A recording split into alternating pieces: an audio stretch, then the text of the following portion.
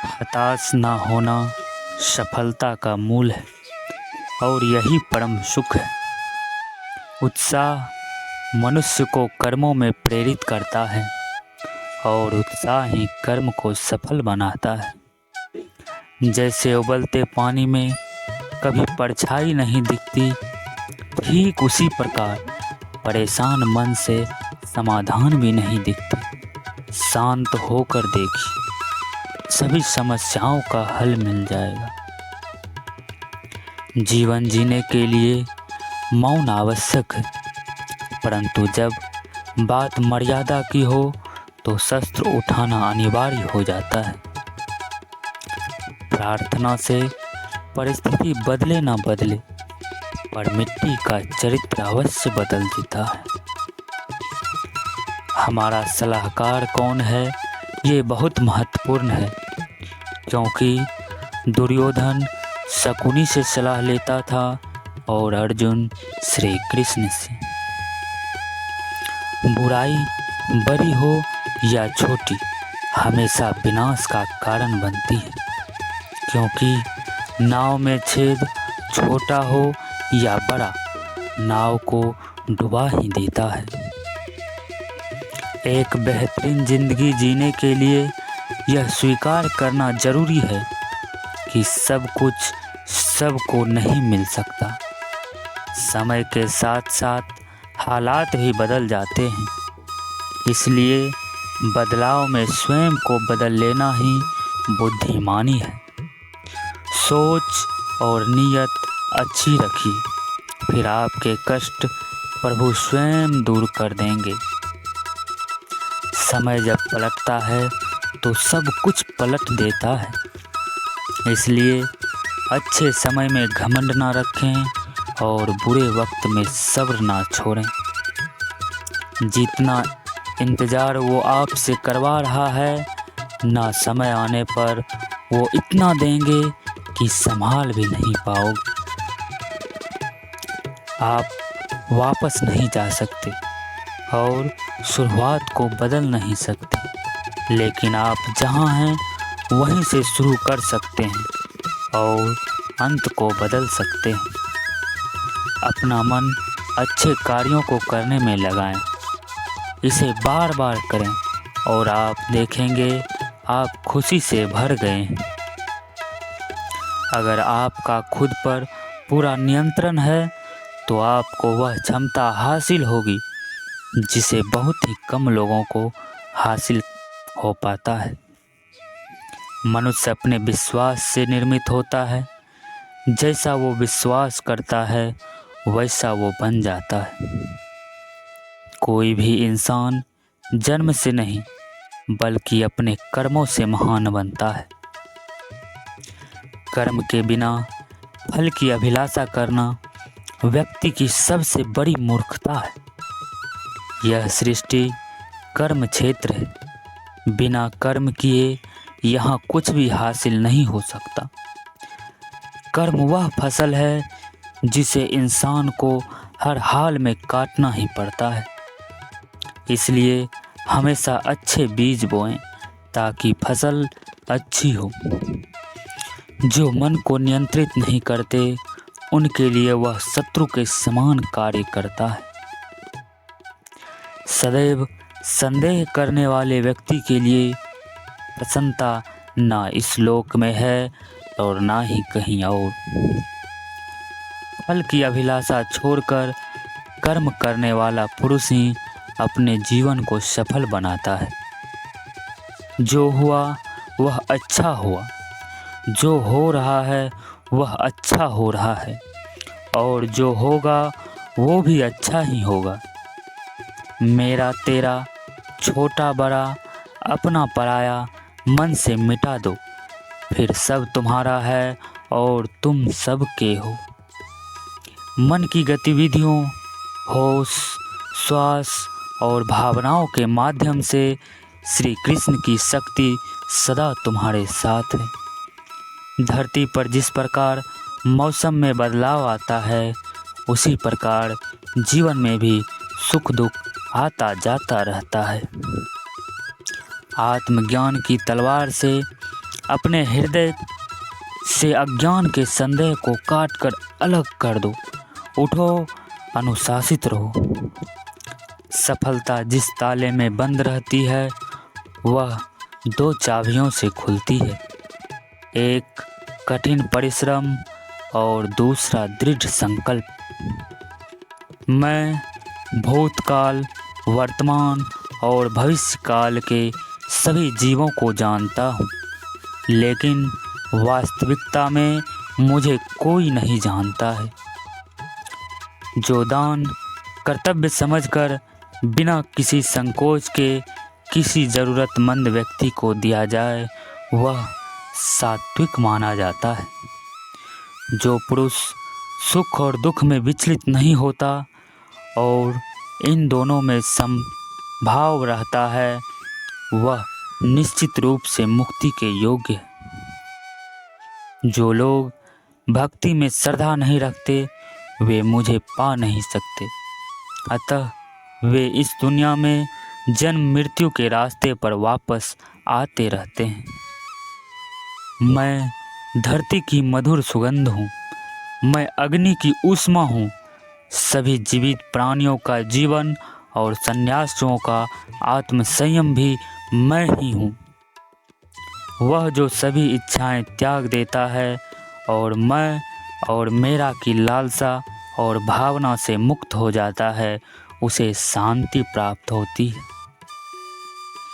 मेरे लिए ना कोई घृणित है ना प्रिय, किंतु जो व्यक्ति भक्ति के साथ मेरी पूजा करते हैं वो मेरे साथ हैं और मैं भी उनके साथ हूँ। मनुष्य को जीवन की चुनौतियों से भागना नहीं चाहिए और ना ही भाग्य और ईश्वर की इच्छा जैसे बहानों का प्रयोग करना चाहिए। हम जो कुछ भी हैं वह हम अपने आज तक क्या सोचा इस बात का परिणाम है। यदि कोई व्यक्ति बुरी सोच के साथ बिताया काम करता है तो उसे कष्ट ही मिलता है। यदि कोई व्यक्ति शुद्ध विचारों के साथ बोलता है या काम करता है तो उसकी परछाई की तरह खुशियाँ उसका साथ कभी नहीं छोड़ती। जिंदगी में सिर्फ शहद ही ऐसा है जिसको 1000 साल के बाद भी खाया जा सकता है और शहद जैसी बोली से सालों साल तक लोगों के दिल में राज किया जा सकता है। सबसे तेज वही चलता है जो अकेला चलता है, लेकिन दूर तक वही जाता है जो सबको साथ लेकर चलता है। इंतजार करने वाले को सिर्फ उतना मिलता है जितना कोशिश करने वाले छोड़ देते हैं। मेहनत इतनी खामोशी से करो कि सफलता शोर मचा दे। जीतने वाले कुछ अलग चीज़ें नहीं करते, बस वो चीज़ों को अलग तरीके से करते हैं। आप तब तक नहीं हार सकते जब तक आप कोशिश करना नहीं छोड़ देते। किसी को हरा देना बहुत ही आसान है, लेकिन किसी को जीतना बहुत ही मुश्किल। जब तक किसी काम को किया नहीं जाता तब तक वह असंभव ही लगता है। खुद की तरक्की में इतना व्यस्त हो जाओ कि किसी दूसरे की बुराई करने का वक्त ही ना मिले। लेकिन अगर हमें अपने ईश्वर पर सच्चा भरोसा है तो हमें वो मिल सकता है जो हमारे भाग्य में नहीं लिखा है।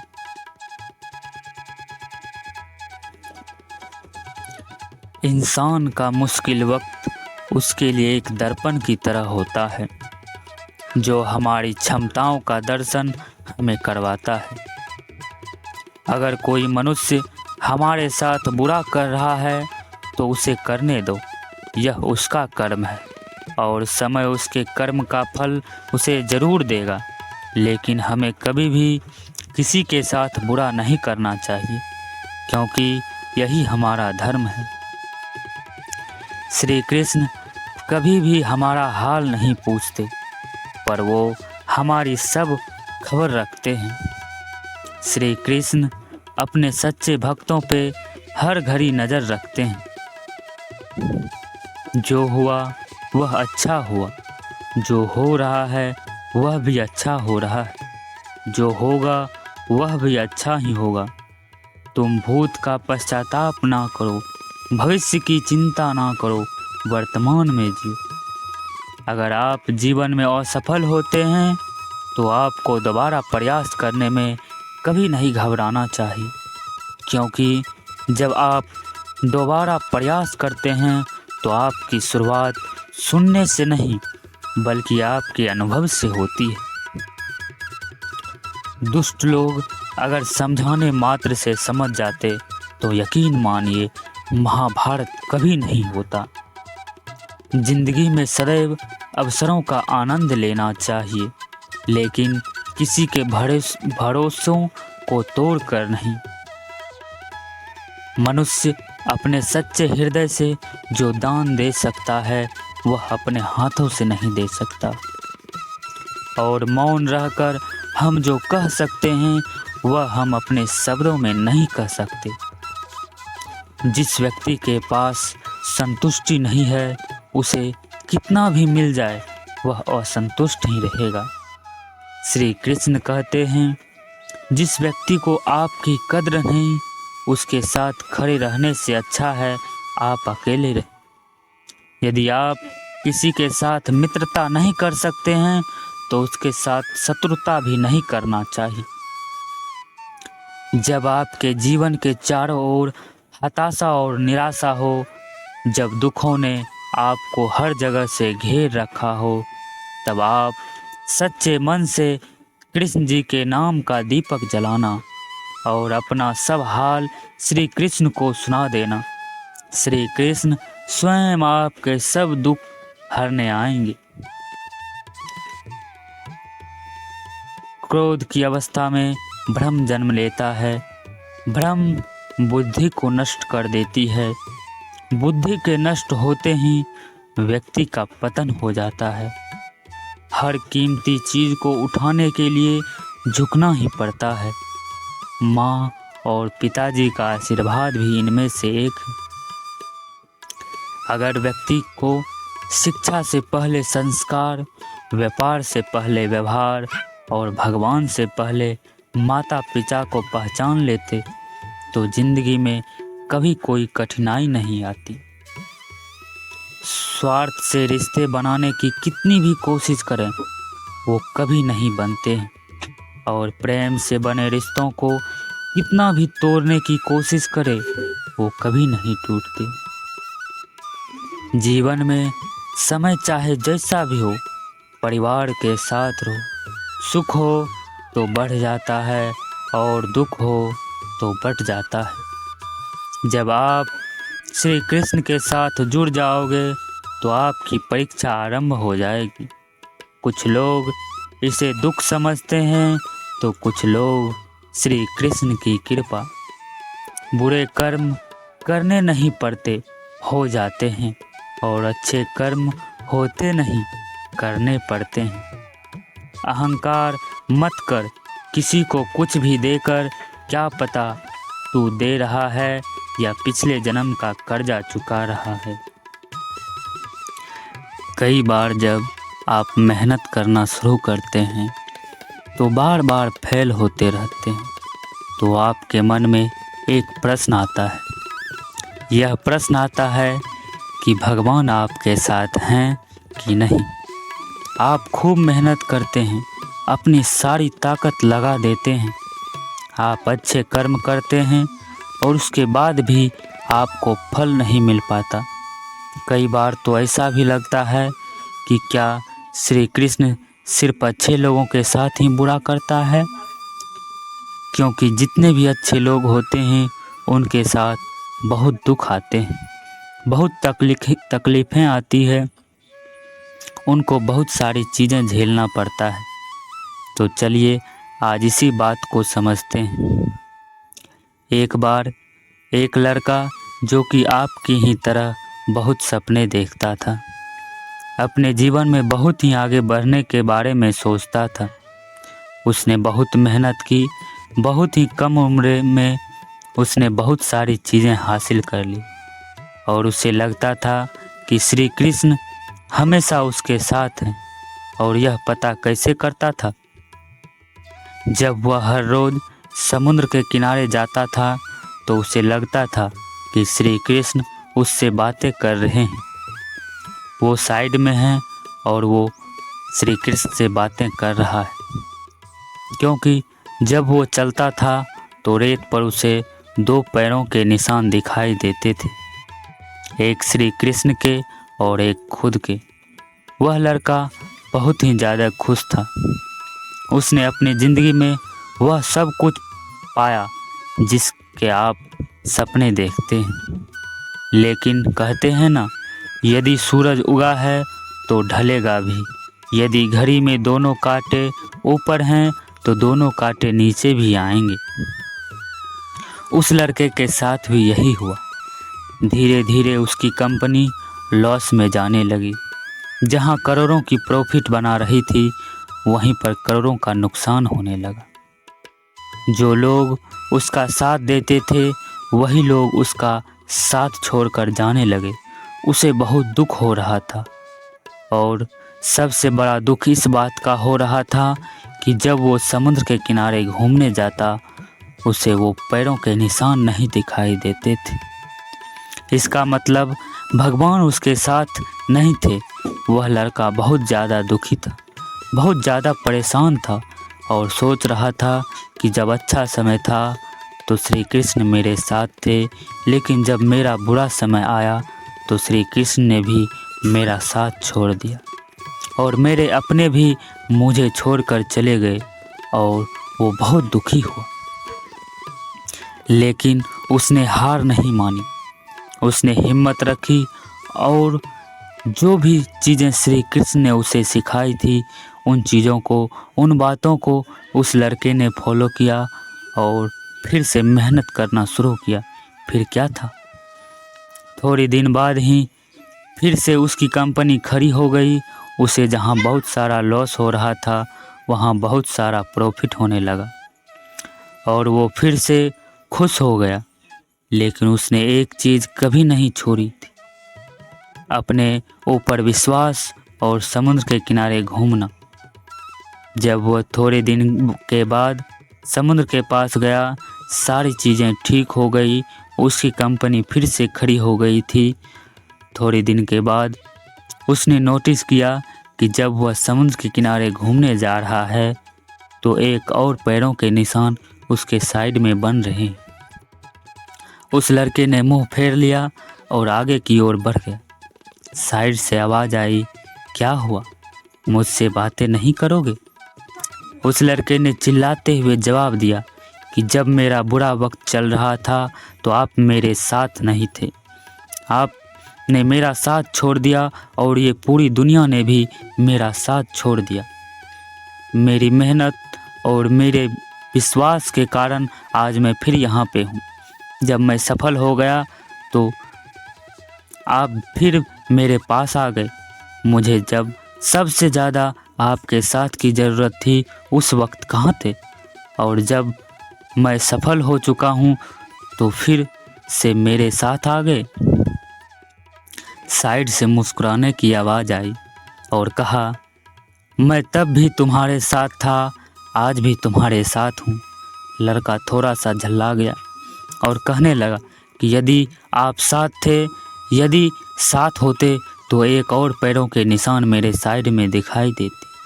लेकिन जब मेरे ऊपर मुसीबत आई, जब मेरे ऊपर संकट आया तो मुझे कोई पैरों के निशान दिखाई नहीं दिया। आपने मेरा साथ छोड़ दिया था। बाजू से फिर मुस्कुराने की आवाज़ आई और कहा कि मैं तुम्हारी मुसीबत के समय भी तुम्हारे साथ ही था। जब तुम सफल थे तब तुम्हें 2 पैरों के निशान दिखाई देते थे, क्योंकि मैं तुम्हारे बाजू में चलता था। लेकिन जैसे ही तुम्हारे ऊपर मुसीबत आई, तुम्हें 1 पैरों के निशान दिखाई देने लगे, क्योंकि तुम्हें अपनी गोद में उठा लिया था और इसीलिए तुम्हें जो पैरों के निशान दिख रहे थे वो तुम्हारे नहीं बल्कि मेरे थे। इसलिए हमेशा याद रखना चाहिए कि किसी भी परिस्थिति में श्री कृष्ण हमारा कभी साथ नहीं छोड़ते। हम उन पर विश्वास करें या ना करें, हम उनकी भक्ति करें या ना करें, वो हमेशा हमारे साथ है। इसलिए इस बात को हमेशा याद रखना, हाथों के लकीरों से पहले उंगलियां होती है, जो हमें यही सिखाती है कि हमें अपने किस्मत से पहले अपने कर्मों पर भरोसा रखना चाहिए। आशा करता हूँ कि मेरी बातें आपको समझ में आई होंगी। आज के लिए बस इतना ही। तो मिलते हैं अगले वीडियो में। आप अपना ख्याल रखिएगा। जय श्री कृष्ण।